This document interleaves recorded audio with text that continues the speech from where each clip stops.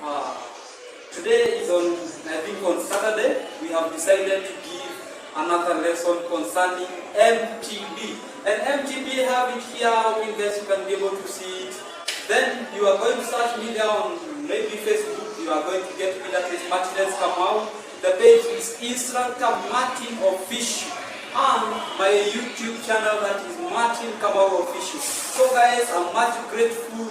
Like, subscribe, share the page, and may God bless you. Now today I'm going to talk about the three major features of MTB, which most people don't know and don't know how to work on them on the major roads. The feature number one that I'm going to talk about is a roundabout, and my roundabout has 4 lanes. Let me elaborate more about the roundabout. A roundabout, it is a circular intersection of roads where vehicles move in a clockwise direction, making a full circle without collision. That is a roundabout. And the roundabouts are divided into few groups. We have major and we have minor. The minor ones have maybe 2 or 3 lanes, and the major one have 4 lanes. The biggest roundabout in East Africa, that is Grove.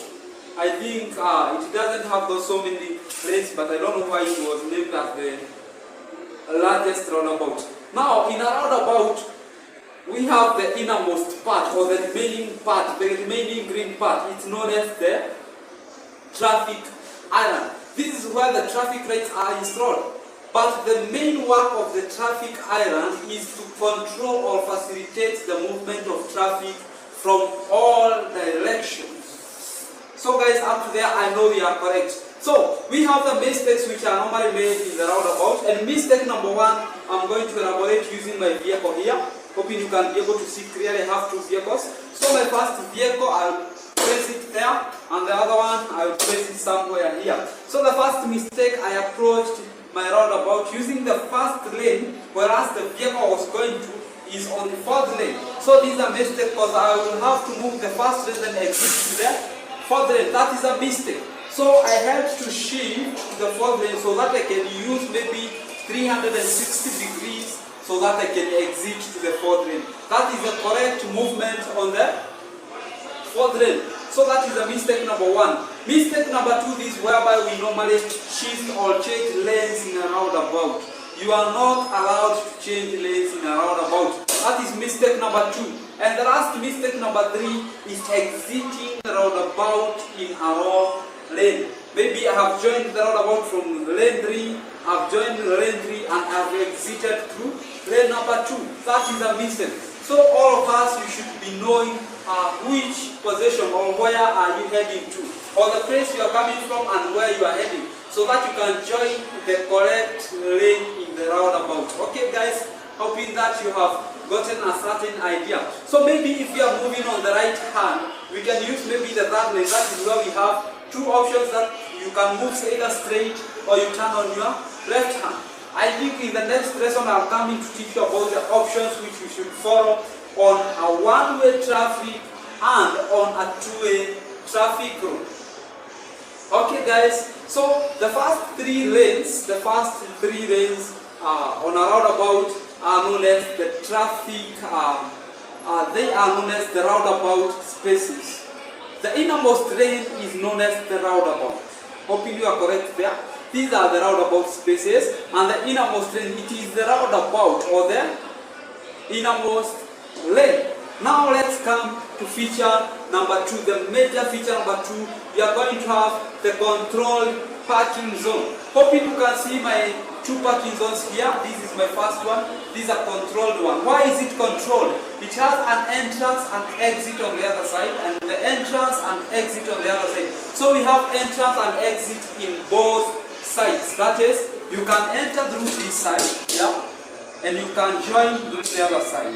When it comes to exit, you just exit, and the other one will exit. That is a controlled parking zone. Number 2, feature number 2, vehicles are parked at an angle of 45 degrees. Yes, vehicles are parked at an angle of 45 degrees. So if you can check, my vehicles are at an angle. Feature number 4, we park vehicles from the farthest end. If I join from this side, I have to park from the farthest end.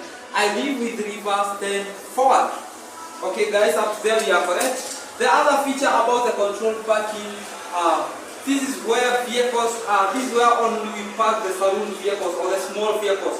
All the private vehicles, they are parked in a controlled parking. Rest, lorries and tractors are parked in the flash parking there outside. So you guys, I think you have never found a big vehicle or a lorry or a trailer being parked in a controlled parking. This kind of parking are normally found in either we have malls, we have some hospitals, we have some banks, and so on, and even some supermarkets. We normally find the controlled parking zone. Guys, up there, we are in the right path. Now let us move to feature number 3, and it's the one that I'm going to complete with. These are the 3 major features, but I'm going to review them later in a certain video, whereby I'm going to collect small pieces and I'll add them in the video, so guys you'll be able to move and see them further being elaborated. So we have the highway or the major road. We have the major road. We have the major road. A major road has 4 lanes. We have 1, 2, 3, 4. They are normally counted from the left hand. If you move to the other side, vehicles are moving on that direction, so you have to move on your left hand. That is 1, 2, 3, 4. A major road or a major highway, it has another name, that is a dual carriage road. A dual carriage road, this is a road whereby vehicles moves or flows into the same direction. Okay? So, one-way traffic or a dual carriage road, no, let me use the word one-way traffic, it's divided into 2. That is major, and we have also minor road. Minor roads have 3 lanes. Hoping you can see, like this one, you have 1, 2, 3, and a major road have 4 lanes. That is 1, 2, 3, 4. I think my roads have been they are well marked. You can be able to see them. Yeah. So a major road have a certain thing known as the highway code, and this is the one that guides the driver. This is the one that punishes the driver. So point number 1 about a major road. The first lane of the major road have 2 options, or the driver have 2 options to partake. Either you move on your straight or you can turn on your left. That is the first point. The second lane, you only have 1 option. So you can just move straight. You can drive your vehicle straight. Lane number 3, we have 2 options.